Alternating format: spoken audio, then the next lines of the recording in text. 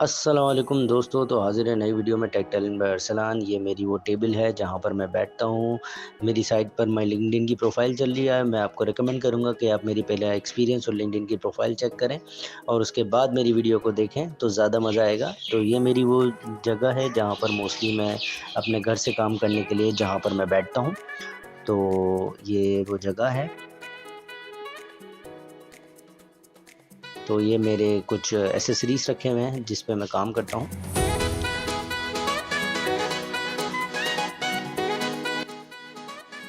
तो सबसे पहले दिन में मैं स्टार्ट करता हूँ स्टैंड अप मीटिंग। तो ये मेरी स्टैंड अप मीटिंग चल रही है। तो मैं स्टैंड अप मीटिंग के अंदर बेसिकली डिस्कस कर रहा हूँ चीज़ों को कि क्या डेली डिस्कशन है, प्रोग्रेस है, क्या मेरी प्रीवियस प्रोग्रेस है और किन चीज़ों को मैं लेकर चलूँगा और मेरे साथ क्या ब्लॉकर्स हैं काम करने के दौरान।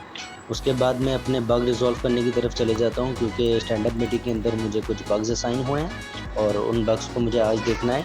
तो उन बग्स को मैंने स्टार्ट किया है।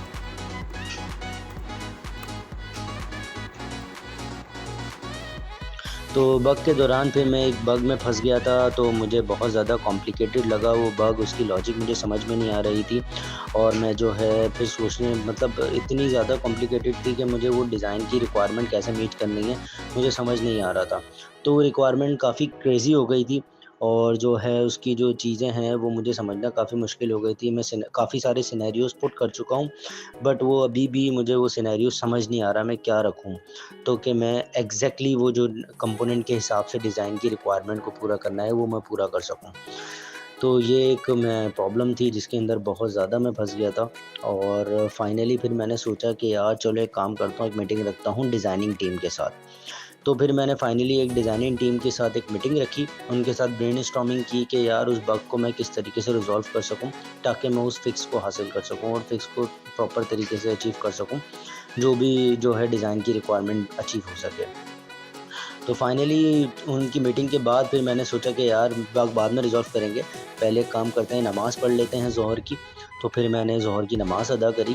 ज़ोहर की नमाज़ पढ़ने के बाद फिर मैंने सोचा कि मैं अपने बग को देखूँगा, क्योंकि जो है मैंने सोचा कि तो थोड़ा माइंड रिफ़्रेश हो जाएगा और रिलैक्स हो जाएगा और आसानी से फिर बग्स रिज़ॉल्व हो जाएँगे।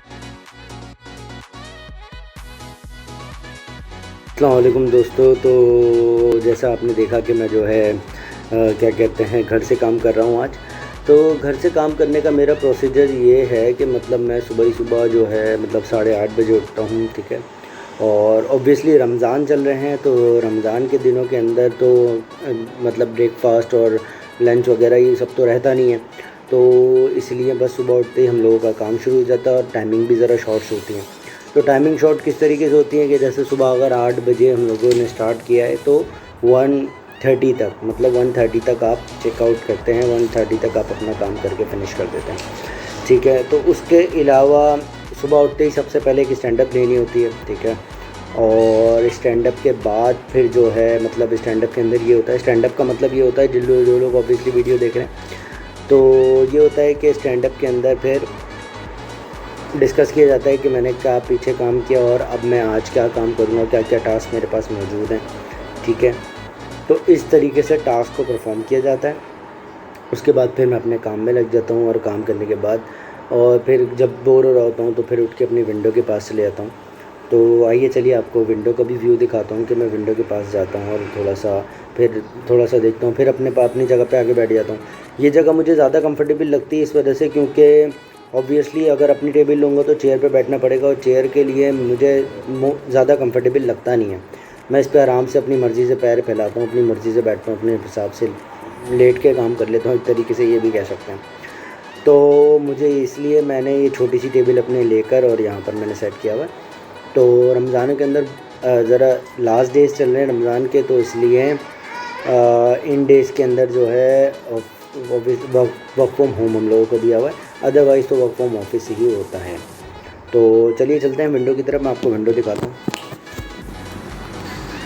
तो ये है भाइयों मेरी विंडो का व्यू।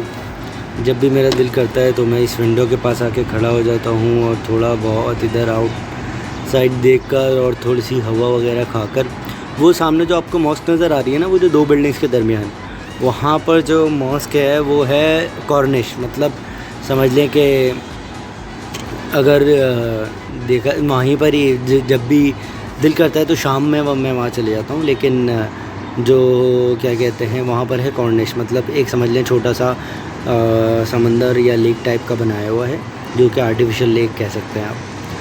तो इस तरीके से बनाया हुआ है, तो वहाँ पर चले जाते हैं। अदरवाइज़ तो फिर यहाँ विंडो से थोड़ा बहुत देख लिया, उसके बाद फिर जगह पे आके बैठ गए।